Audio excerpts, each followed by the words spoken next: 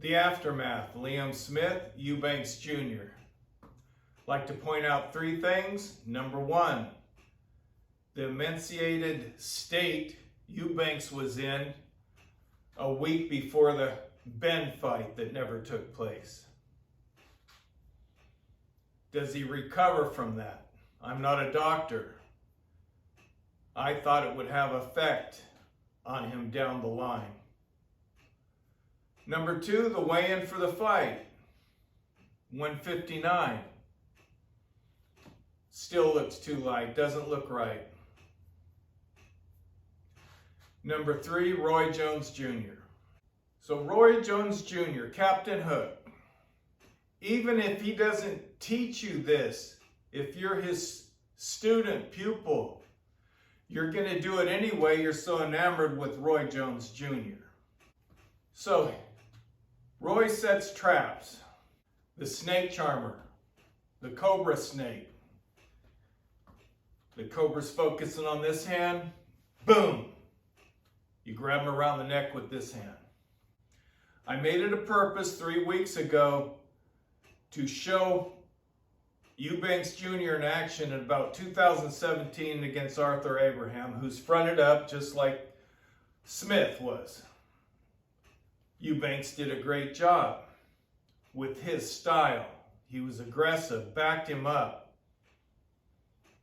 Even went for the liver in the first round, which I pointed, that's a big thing out with these fronted up fighters. Their liver's exposed.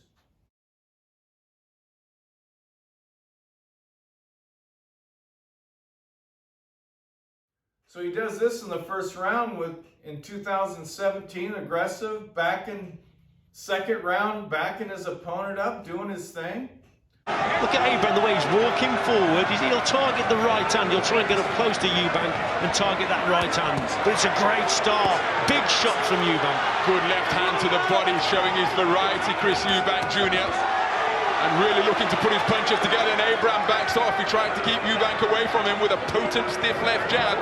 But Eubank in pursuit, looking to destroy this man early on. And his toughness being put under pressure here off Abraham. I didn't look anything like that last night. I didn't see one liver shot. Did you guys?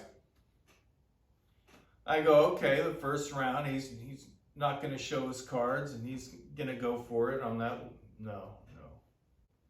Here are my thoughts during the fight. First round, I go, all right, he's got that jab, just like I pointed out in my video 3 weeks, that stab jab to the midsection like Mayweather used to do. He's got the jab going down the middle of the fronted up guy. But then I'm saying to myself, this guy, he looks like he doesn't have any power. He looks frail. And this hand, and I go, Triple G? I don't care how old Triple G is, he walks through him. And they want Canelo? They think they can beat Canelo with footwork. Not going to happen.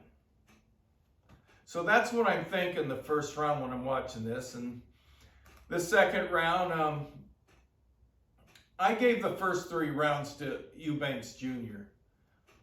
I guess the first round, whoever gave Smith the round, I guess jabs don't matter anymore in boxing. So I'm not going to get into this argument, and I'm not going to talk about it anymore in the first 3 rounds. And Carl Froch said he gave Smith 2. Okay, I'm stopping right there. I can't take it. So let me get back to the first 3 things on my list. That weight cut with Ben. The weight cut for this fight. Roy Jones. That's it in a nutshell. I heard he's never been knocked down in sparring. He fought some pretty good guys at 168. Hung in there, beat some, or beat one. I know what I'm talking about on this subject with Roy Jones and Styles. I had a kid I trained 6 and 7 days a week for 3 years. Turned pro with Roy Jones in Pensacola, Florida. He did an interview in England over there before the fight this Saturday. the prodigy. So anyway, I go, all right, he's got Eubanks to spar. This was during the pandemic. He's got Eubanks to spar with. He's got Kevin Newman. The only sparring we had here in Washington State was my own guy, Carlos.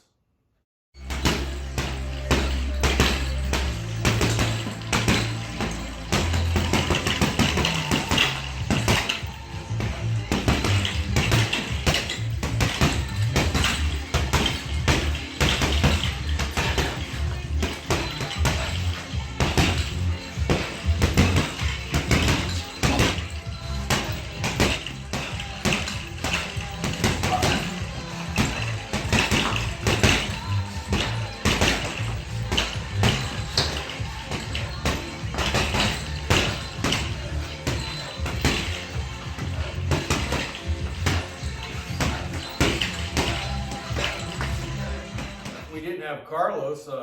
I don't think Lightning progresses like he did.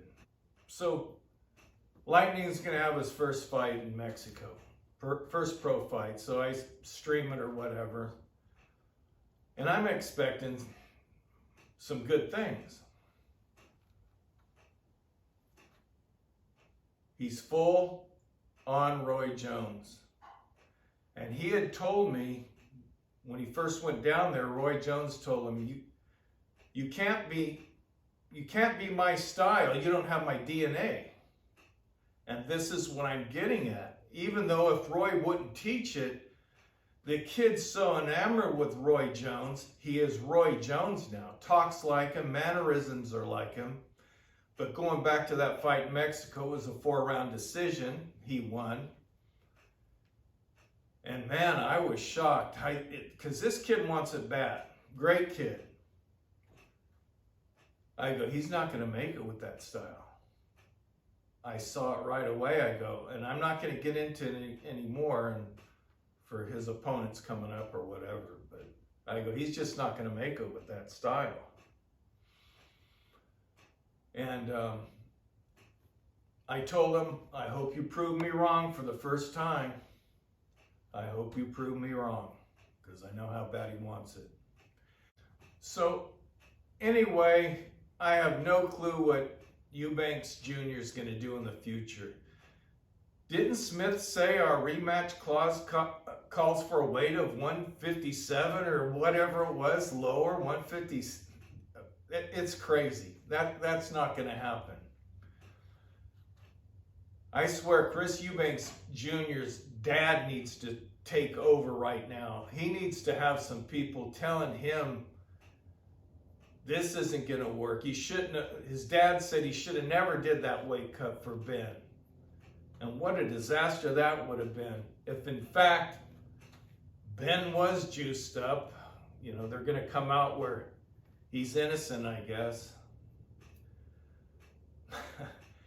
But that would have been, man, Eubanks could have got hurt in that fight. Worse than this one. All right, man. Boxing's crazy out there, people. That's all I got. Thanks for watching.